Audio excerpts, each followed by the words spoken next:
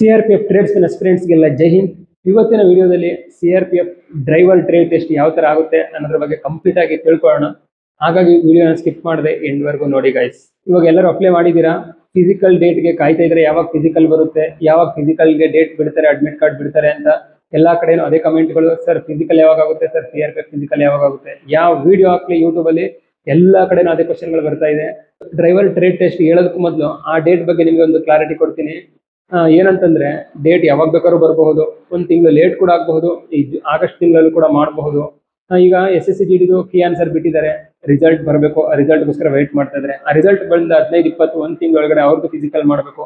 ಈಗ CRPF SSC GDದು nodal office ಆಗಿರೋದ್ರಿಂದ CRPF ಅವರೇ SSC GD ಫಿಸಿಕಲ್ ನ ಮಾಡಿಸಬೇಕಾಗುತ್ತೆ. ಅದು ಆಲ್ ಇಂಡಿಯಾ ಎಲ್ಲ ಕಡೆ ನಡೆಯುತ್ತೆ. 25,000 ಪ್ಲಸ್ ಕ್ಯಾಂಡಿಡೇಟ್ ಗಳಿಗೆ ಫಿಸಿಕಲ್ ನ ಮಾಡಿಸಬೇಕು. CRP ಆಫೀಸರ್ಗಳು ಆ ಟೈಮಲ್ಲಿ ಬ್ಯುಸಿ ಆಗ್ತಾರೆ. ಹಾಗಾಗಿ ಟ್ರೇಡ್ಸ್ ಮೆನ್ ಒಂದು ಏನು ಫಿಸಿಕಲ್ ಇದೆ ಅದು ಲೇಟ್ ಕೂಡ ಆಗಬಹುದು. ಇಲ್ಲಾಂದ್ರೆ ಅವರು CRPF ಟ್ರೇಡ್ಸ್ ಮೆನ್ ಮೊದಲು ಮಾಡಿಸಿ ಆಮೇಲೆ SSC ನ ಲೇಟ್ ಮಾಡಬಹುದು. ಇದನ್ನೆಲ್ಲ ಹೇಳಕ್ಕಾಗಲ್ಲ, ಎರಡು ಒಟ್ಟೊಟ್ಟಿಗೆ ಇರೋದ್ರಿಂದ ಇವಾಗ ಯಾವ್ದು ಮೊದಲು ಮಾಡ್ತಾರೆ ಅಂತ ಯಾವ್ದು ಅಪ್ಡೇಟ್ ಸಿಗ್ತಾ ಇಲ್ಲ. ಹಾಗಾಗಿ ಇನ್ನೊಂದು ಸ್ವಲ್ಪ ದಿನ ವೇಟ್ ಮಾಡ್ತಾ ಇರಿ. ಏನಾದ್ರೂ ಅಪ್ಡೇಟ್ ಬಂದ್ರೆ ನಾನು ನಿಮಗೆ ಖಂಡಿತ ಇನ್ಫಾರ್ಮ್ ಮಾಡ್ತೀನಿ ಗೈಸ್. ಇವತ್ತಿನ ವಿಡಿಯೋದಲ್ಲಿ ಡ್ರೈವರ್ ಟ್ರೇಡ್ ಟೆಸ್ಟ್ಗೆ ಹೋದಾಗ ಏನೇನು ಕ್ವಶನ್ ಕೇಳ್ತಾರೆ, ಡ್ರೈವರ್ ಟೆಸ್ಟ್ ಹೇಗಿರುತ್ತೆ, traffic signal rules, safety rules, driving rules, driving skills, vehicle main parts, ಈ ಇನ್ಫಾರ್ಮೇಶನ್ ಎಲ್ಲ ಇವತ್ತಿನ ವಿಡಿಯೋದಲ್ಲಿ ಕೊಡ್ತಾ ಇದ್ದೀನಿ. ಹಾಗಾಗಿ ವಿಡಿಯೋನ ಸ್ಕಿಪ್ ಮಾಡದೆ ಎಂಡ್ವರೆಗೂ ನೋಡಿ. ಮತ್ತೆ ಯಾರೆಲ್ಲ ಚಾನಲ್ನ ಇದುವರೆಗೂ ಸಬ್ಸ್ಕ್ರೈಬ್ ಮಾಡಿಲ್ಲ ಅವರು ಚಾನಲ್ನ ಸಬ್ಸ್ಕ್ರೈಬ್ ಮಾಡ್ಕೊಂಡು ಬೆಲ್ ಐಕಾನ್ ಕ್ಲಿಕ್ ಮಾಡಿ. ನಿಮಗೆ ಒಳ್ಳೊಳ್ಳೆ ಅಪ್ಡೇಟ್ಗಳನ್ನ ಕೊಡ್ತಾ ಇರ್ತೀನಿ. ಮತ್ತೆ ಕೆಳಗಡೆ ಹೈಪ್ ಬಟನ್ ಕಾಣ್ತಿದ್ದಿಲ್ಲ, ಹೈಪ್ ಮಾಡಿ. ಇದು ಎಲ್ಲ CRPF ಟ್ರೇಡ್ಸ್ಮೆನ್ ಡ್ರೈವರ್ಗಳಿಗೆ ರೀಚ್ ಆಗಲಿ. ಫಿಸಿಕಲ್ ಪಾಸ್ ಆದ್ಮೇಲೆ ಡ್ರೈವಿಂಗ್ ಟೆಸ್ಟ್ಗೆ ಕರೀತಾರೆ. ಅವಾಗ ನೀವು ಡ್ರೈವಿಂಗ್ ಸೆಂಟರ್ ಎಲ್ಲಿ ಕಟ್ಟಿರ್ತಾರೆ ಅಲ್ಲಿಗೆ ಹೋಗ್ತೀರಾ. ಅಲ್ಲಿಗೆ ಹೋದ ತಕ್ಷಣ ನಿಮಗೆ ಡ್ರೈವಿಂಗ್ ಟೆಸ್ಟ್ಗಳನ್ನ ಮಾಡಿಸಲ್ಲ. ಮೊದಲು ಕೆಲವು ಕ್ವಶನ್ಗಳು ಕೇಳ್ತಾರೆ, ಥಿಯರಿಗಳು ಕೇಳ್ತಾರೆ. ಈ ಡ್ರೈವಿಂಗ್ ಟೆಸ್ಟ್ ನಿಮಗೆ 50 ಮಾರ್ಕ್ಸ್ ಇರುತ್ತೆ. 50 ಮಾರ್ಕ್ಸ್ ಅಲ್ಲಿ 20 ಮಾರ್ಕ್ಸ್ ನೀವು ತಗೊಂಡ್ರೆ ಮಾತ್ರ ಪಾಸ್ ಆಗೋದು, ಇಲ್ಲ ಅಂದ್ರೆ ಫೇಲ್ ಆಗ್ತೀರಾ. ಪಾಸಿಂಗ್ ಮಾರ್ಕ್ಸ್ 20 ಮಾರ್ಕ್ಸ್ ಇದೆ, 20 ಮಾರ್ಕ್ಸ್ ನ ತಗೊಳ್ಳೇಬೇಕಾಗುತ್ತೆ. ಇಲ್ಲಿ ಮಸ್ಟ್ ಅಂಡ್ ಶುಡ್. ಇದು ಫೈನಲ್ ಮೆರಿಟ್ ಅಲ್ಲಿ ಆಡ್ ಆಗಲ್ಲ, ಜಸ್ಟ್ ಇದು ನೆಕ್ಸ್ಟ್ ರೌಂಡ್ ಗೆ ಕ್ವಾಲಿಫೈಯಿಂಗ್ ಮಾರ್ಕ್ಸ್ ಇರುತ್ತೆ. 20 ಮಾರ್ಕ್ಸ್ ನ ತಗೊಳ್ಳೇಬೇಕಾಗುತ್ತೆ ಗೈಸ್. ನೀವು ಸ್ಕ್ರೀನ್ ಅಲ್ಲಿ ನೋಡ್ತಿರ್ಬೋದು, ಈ ಗಾಡಿಗಳೆಲ್ಲ ನಮ್ಮ CRPF ಅಲ್ಲಿ ಇದೆ.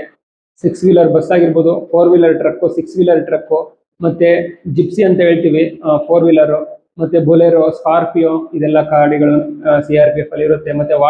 ಮತ್ತೆ 6 ವೀಲರ್ದು ವಾಟರ್ ಟ್ರಕ್ ಇದೆಲ್ಲ ಇರುತ್ತೆ. ಏರಿಯಾ ವೈಸ್ ಗಾಡಿಗಳು ಬೇರೆ ಬೇರೆ ತರ ಚೇಂಜಸ್ ಆಗುತ್ತೆ.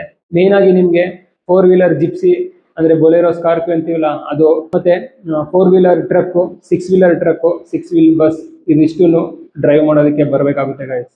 ನಿಮ್ಗೆ ಓದ ತಕ್ಷಣ ಟ್ರಾಫಿಕ್ ರೂಲ್ಸ್ ಬಗ್ಗೆ ಕೇಳ್ತಾರೆ, ಟ್ರಾಫಿಕ್ ಸಿಗ್ನಲ್ಸ್ ಬಗ್ಗೆ ಕೇಳ್ತಾರೆ, ಒಬ್ಬ ಡ್ರೈವರ್ಗೆ ಏನೇನು ನಾಲೆಡ್ಜ್ ಇರಬೇಕು ಅದನ್ನೆಲ್ಲ ಕೇಳ್ತಾರೆ.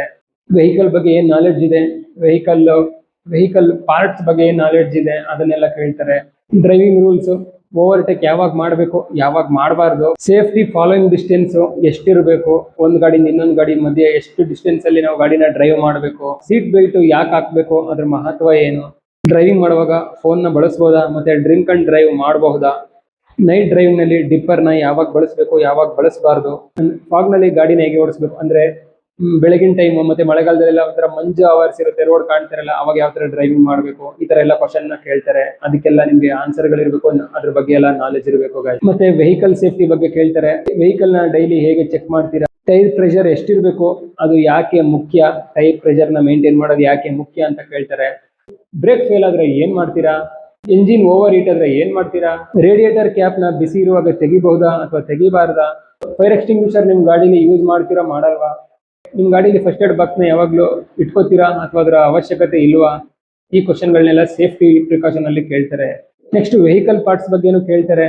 ಅದರಲ್ಲಿ ಕ್ಲಚ್ ಕೆಲಸ ಏನು, ಬ್ರೇಕ್ ಕೆಲಸ ಏನು, ಗೇರ್ಗಳು ಯಾವ ತರ ವರ್ಕ್ ಮಾಡ್ತವೆ, ಯಾವ ಸ್ಪೀಡ್ಗೆ ಯಾವ ಗೇರ್ ಅಲ್ಲಿ ಓಡಿಸ್ಬೇಕು, ಡಿಫ್ರೆನ್ಷಿಯಲ್ ಅಂದ್ರೆ ಏನು, ಸ್ಟಿಯರಿಂಗ್ ಸಿಸ್ಟಮ್ ಯಾವ ತರ ಕೆಲಸ ಮಾಡುತ್ತೆ, ಸಸ್ಪೆನ್ಷನ್ ಸಿಸ್ಟಮ್ ಯಾಕೆ ಬೇಕು ಗಾಡಿಲಿ, ಎಂಜಿನ್ ಆಯಿಲ್ ಎಷ್ಟು ದಿನಕ್ಕೆ ಎಷ್ಟು ತಿಂಗಳಿಗೊಮ್ಮೆ ಬದಲಾಯಿಸಬೇಕು, ಇದನ್ನೆಲ್ಲ ಕೇಳ್ತಾರೆ. ಮತ್ತೆ ಗಾಡಿಯಲ್ಲಿರೋ ಮೇನ್ ಪಾರ್ಟ್ಗಳನ್ನೆಲ್ಲ ತೋರಿಸ್ಬಿಟ್ಟು ಇದೇನು ಇದೇನು ವರ್ಕ್ ಮಾಡುತ್ತೆ, ಇದ್ರ ನೇಮ್ ಏನು, ಅದೆಲ್ಲ ಕೇಳ್ತಾರೆ. ನಿಮ್ಗೆ ಪಾರ್ಟ್ಸ್ ಬಗ್ಗೆ ಎಲ್ಲ ನಾಲೆಡ್ಜ್ ಇರಬೇಕಾಗುತ್ತೆ. ಮತ್ತೆ ಆ ಡ್ರೈವರ್ ಹತ್ರ ಇರೋ ಗಾಡಿಗೆ ಏನೇನು ಡಾಕ್ಯುಮೆಂಟ್ಸ್ ಇರಬೇಕು, ಎನಿ ಟೈಮು 4 ರಿಂದ 5 ಡಾಕ್ಯುಮೆಂಟ್ಸ್ ಇರಬೇಕಾಗುತ್ತಲ್ಲ, ಏನೇನು ಇರಬೇಕು ಅಂತ ಕೇಳ್ತಾರೆ. ಅದೆಲ್ಲ ನಿಮ್ಗೆ ಗೊತ್ತೇ ಇದೆ. DL, RC, PUC ಸರ್ಟಿಫಿಕೇಟು, ಗಾಡಿದು ಇನ್ಶೂರೆನ್ಸು, ಇದಿಷ್ಟು ಸರ್ಟಿಫಿಕೇಟು ಯಾವಾಗಲೂ ಗಾಡಿಯಲ್ಲಿ ಇರಬೇಕಾಗುತ್ತೆ. ನೆಕ್ಸ್ಟ್ ಎಮರ್ಜೆನ್ಸಿ ಕ್ವಶನ್ಸ್ ನ ಕೇಳ್ತಾರೆ. ಆಕ್ಸಿಡೆಂಟ್ ಆದ್ರೆ ಏನ್ ಮಾಡ್ತೀರಾ, ಆಂಬುಲೆನ್ಸ್ ನಂಬರ್ ಎಷ್ಟು, emergency police help line number ಏನು, ಫೈರ್ ಸರ್ವಿಸ್ ನಂಬರ್ ಏನು, ಈ ತರ ಕ್ವಶನ್ಸ್ಗಳನ್ನ ಕೇಳ್ತಾರೆ. ಇಲ್ಲಿ ಎಲ್ಲರೂ ಈಸಿಯಾಗಿ ಡ್ರೈವಿಂಗ್ ಮಾಡ್ತೀರಾ. ಡ್ರೈವಿಂಗ್ ಮಾಡೋದಕ್ಕೆ ಏನು ನಿಮ್ಗೆ ಕಷ್ಟ ಇಲ್ಲ, ಯಾಕೆಂದ್ರೆ ನೀವು DL ಮಾಡಿಸುವಾಗ ಆಲ್ರೆಡಿ ಡ್ರೈವಿಂಗ್ ಮಾಡಿನೇ DL ನ ಮಾಡಿಸಿರ್ತೀರಾ. ಸೊ ಡ್ರೈವಿಂಗ್ ನಿಮ್ಗೆ ಕಷ್ಟ ಆಗೋದಿಲ್ಲ. ಕಷ್ಟ ಎಲ್ಲಾಗುತ್ತೆ ಅಂದ್ರೆ ಜಾಸ್ತಿ ಕ್ಯಾಂಡಿಡೇಟ್ಗಳು ಎಲ್ಲಿ ರಿಜೆಕ್ಟ್ ಆಗ್ತಾರೆ ಅಂದ್ರೆ ಸ್ಟಾರ್ಟಿಂಗ್ ರಿಜೆಕ್ಟ್ ಆಗ್ಬಿಡ್ತಾರೆ. ಯಾಕಂದ್ರೆ ನಿಮ್ಗೆ ಹೋದ ತಕ್ಷಣ DL ಮಾಡೋದಿಲ್ಲ, ಹೋದ ತಕ್ಷಣ ನಿಮ್ಗೆ ಡ್ರೈವಿಂಗ್ ಟೆಸ್ಟ್ ಮಾಡೋದಿಲ್ಲ. ನಿಮ್ಗೆ ಹೋದ ತಕ್ಷಣ ಈ ಥಿಯರಿಗಳನ್ನ ಕೇಳ್ತಾರೆ.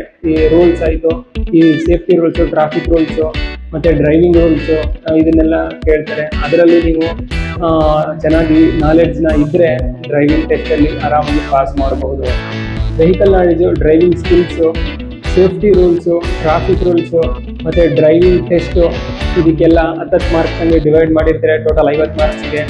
ಒಂದೊಂದು ಫಾಲ್ಟಲ್ಲಿ ನೀವು ಆದಷ್ಟು ಜಾಸ್ತಿ ಮಾರ್ಕ್ಸ್ಗಳನ್ನ ತಗೊಂಡು ಟೋಟಲ್ 50ಕ್ಕೆ ಯಾರು ಜಾಸ್ತಿ ಮಾರ್ಕ್ಸ್ನ ತಗೋತಾರೆ ಅವರು ಈ ಟ್ರೇಡ್ ಟೆಸ್ಟಲ್ಲಿ ಪಾಸ್ ಆಗೋ ಚಾನ್ಸಸ್ಗಳು ತುಂಬಾ ಜಾಸ್ತಿ ಇರುತ್ತೆ. 20 ಮಾರ್ಕ್ಸ್ ತಗೊಂಡ್ರೆ ಎಲ್ಲರೂ ಪಾಸ್ ಆಗ್ತಾರೆ. ಆದರೆ ನೀವು ಜಾಸ್ತಿ ನಾಲೆಡ್ಜ್ ಇದ್ದರೆ ಜಾಸ್ತಿ ಮಾರ್ಕ್ಸ್ನ ತಗೋಬೋದು. ಜಾಸ್ತಿ ಮಾರ್ಕ್ಸ್ ತಗೊಂಡ್ರೆ ನೀವು ಫೈನಲ್ ಮೆರಿಟಲ್ಲೂ ಕೂಡ ನಿಮಗೆ ಜಾಬ್ ಆಗೋಕ್ಕೆ ಚಾನ್ಸ್ ಇರುತ್ತೆ ಗಾಯ್ಸ್. ಹಾಗಾಗಿ ನಾಲೆಡ್ಜ್ ತುಂಬ ಇಂಪಾರ್ಟೆಂಟ್ ಇಲ್ಲಿ. ಬಟ್ ಇವಾಗ ನಾನು ಏನೇನು ಹೇಳಿದೆ ಅದನ್ನೆಲ್ಲ ತಿಳ್ಕೊಂಡಿರ್ಬೇಕಾಗುತ್ತೆ. ಅದ್ರ ಬಗ್ಗೆ full complete A to Z ನಾಲೆಡ್ಜ್ನ ತಿಳ್ಕೊಂಡಿರಿ. ಈಗ ನೀವು ಸ್ಕ್ರೀನಲ್ಲಿ ಕೆಲವೊಂದು ಡ್ರೈವಿಂಗ್ ಟೆಸ್ಟ್ ವಿಡಿಯೋಗಳನ್ನ ಹಾಕ್ತೀವಿ ನೋಡಿ. ಯಾವ ಥರ ರಿವರ್ಸ್ ತಗೋತಾರೆ, ಯಾವ ಥರ ಇರುತ್ತೆ ಅಂತ, ಅದೆಲ್ಲ ನಿಮಗೆ ಹೊಸದಲ್ಲ. ಯಾಕೆಂದರೆ ನೀವು ಆಲ್ರೆಡಿ ಡ್ರೈವಿಂಗ್ ಟೆಸ್ಟ್ ಅಟೆಂಡ್ ಮಾಡಿ DL ನ ತಗೊಂಡಿರ್ತೀರಾ. ಅಲ್ಲಿ ಮಾರ್ಕಿಂಗ್ ಮಾಡಿರ್ತಾರೆ. ಆ ಮಾರ್ಕ್ ಈಗ ಎರಡು ಕಡೆನೂ ಲೈನ್ಸ್ ಇರುತ್ತೆ. ಆ ಲೈನ್ಸ್ಗೆ ನಿಮ್ಮ ಗಾಡಿ ಹೆಚ್ಚಾಗಬಾರ್ದು. ಆ ಲೈನ್ಸ್ ನೀವು ಡ್ರೈವ್ ಮಾಡುವಾಗ ಆ ಲೈನ್ಸ್ ಒಳಗಡೆನೆ ಹೋಗಬೇಕು. ಇದು ಮೈಂಡಲ್ಲಿ ಇಟ್ಕೊಳ್ಳಿ. ಆ ಎರಡು ಲೈನಿಗೆ ನೀವು ರಿವರ್ಸ್ ಆಗಲಿ ಅಥವಾ ಟರ್ನ್ ಮಾಡುವಾಗ ಜಿಗ್ಜಾಗ್ ಟೈಪಲ್ಲೆಲ್ಲ ಗಾಡಿ ಓಡಿಸ್ಬೇಕಾಗುತ್ತೆ. ಅವಾಗೆಲ್ಲ ನೀವು ಆ ಲೈನ್ ಒಳಗಡೆನೆ ಗಾಡಿ ಓಡಿಸ್ಬೇಕು. ಲೈನ್ ಟಚ್ ಆದರೆ ನಿಮಗೆ ಮಾರ್ಕ್ಸ್ ಕಡಿಮೆ ಮಾಡ್ತಾ ಹೋಗ್ತಾರೆ. ಇದನ್ನ ನೆನಪಲ್ಲಿ ಇಟ್ಕೊಳ್ಳಿ. ಆ ಲೈನ್ಗಳ ಮಧ್ಯೆ ಮಿಡಲ್ ಅಲ್ಲಿ ಗಾಡಿನ ಓಡಿಸ್ಬೇಕು ಯಾವಾಗಲೂ ಡ್ರೈವಿಂಗ್ ಟೆಸ್ಟ್ ಅಲ್ಲಿ. ಈಗ ಸ್ಕ್ರೀನಲ್ಲಿ ಕೆಲವೊಂದು ಕ್ಲಿಪ್ಗಳು ಬರುತ್ತೆ, ನೋಡ್ತಾ ಇರಿ.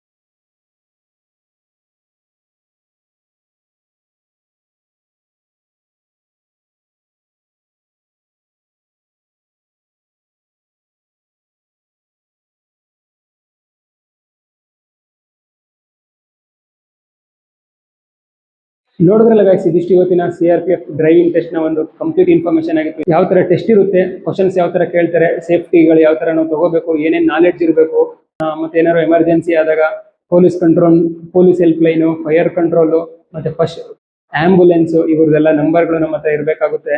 ಇದೆಲ್ಲ ನೀವು ತಿಳ್ಕೊಂಡಿರಿ. ಚೆನ್ನಾಗಿ ಪ್ರಾಕ್ಟೀಸ್ನ ಮಾಡಿ ಟ್ರೇಡ್ ಟೆಸ್ಟ್ಗೆ ಹೋಗೋ ಮೊದಲು ಈ ಪ್ರಾಕ್ಟೀಸ್ನೆಲ್ಲ ಮಾಡ್ಕೊಂಡು ಹೋದ್ರೆ ಆರಾಮಾಗಿ ನೀವು CRPF ಅಲ್ಲಿ ಡ್ರೈವರ್ ಆಗ್ಬೋದು.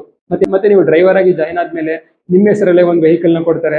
ಕೆಲವರಿಗೆ ಸ್ಕಾರ್ಪಿಯೋ ಸಿಗ್ಬೋದು, ಕೆಲವರಿಗೆ ಬುಲೆರೋ 4 ವೀಲರ್ ಸಿಗ್ಬೋದು, ಕೆಲವರಿಗೆ 4 ವೀಲರ್ ಟ್ರಕ್ ಸಿಗ್ಬೋದು, ಕೆಲವರಿಗೆ ವಾಟರ್ ಟ್ರಕ್ ಸಿಗ್ಬೋದು, ಕೆಲವರಿಗೆ 6 ವೀಲರ್ ಟ್ರಕ್ ಸಿಗ್ಬೋದು, ಕೆಲವರಿಗೆ ಬಸ್ ಸಿಗ್ಬೋದು. ಹಂಗೆ ಯಾರಿಗೆ ಏನ್ ಸಿಗುತ್ತೆ ಅಂತ ಹೇಳಕ್ಕಾಗಲ್ಲ. ಯಾವ ಗಾಡಿ ಸಿಗುತ್ತೆ ಅದು ನಿಮ್ದಾಗಿರುತ್ತೆ, ನಿಮ್ಮ ಅಂಡರ್ ಇರುತ್ತೆ. ನೀವು ಮನೆಯಲ್ಲಿ ನಿಮ್ಮ ಓನ್ ವೆಹಿಕಲ್ ನ ಯಾವ ತರ ಕೇರ್ ಮಾಡ್ತಿರೋ ಅದೇ ತರ ಡೈಲಿ ಅದನ್ನ ಕೇರ್ ಮಾಡೋದು, ಮೇಂಟೈನ್ ಮಾಡೋದು, ಡ್ಯೂಟಿಗೆ ಹೋದಾಗ ಬಂದಾಗ ಅದನ್ನೆಲ್ಲ ಚೆಕ್ ಮಾಡೋದು, ಪ್ರತಿಯೊಂದು ನಿಮ್ಮ ಅಂಡರ್ ಇರುತ್ತೆ. ಹಾಗಾಗಿ ನಿಮ್ಗೆ ಎಲ್ಲ ವೆಹಿಕಲ್ಗಳ ನಾಲೆಡ್ಜ್ ಇರೋದು ತುಂಬಾ ಮುಖ್ಯ ಆಗುತ್ತೆ. ವಿಡಿಯೋ ಇಷ್ಟ ಆಗಿದ್ರೆ ವಿಡಿಯೋನ ಲೈಕ್ ಮಾಡಿ, ಮತ್ತೆ ಏನಾದ್ರು ಡೌಟ್ಸ್ ಇದ್ರೆ ಕಮೆಂಟ್ ಮಾಡಿ, ಖಂಡಿತ ರಿಪ್ಲೈ ಮಾಡ್ತೀನಿ. ಈ ವಿಡಿಯೋನ ಆದಷ್ಟು ಎಲ್ಲ CRPF ಟ್ರೇಡ್ಸ್ ಮ್ಯಾನ್ಗೂ ಶೇರ್ ಮಾಡಿ. ಇದೇ ತರ ಹೊಸ ಅಪ್ಡೇಟ್ ನೆಕ್ಸ್ಟ್ ವಿಡಿಯೋದಲ್ಲಿ ಸಿಗ್ತೀನಿ. ಎಲ್ಲರಿಗೂ ಟೇಕ್ ಕೇರ್. ಜೈ ಹಿಂದ್.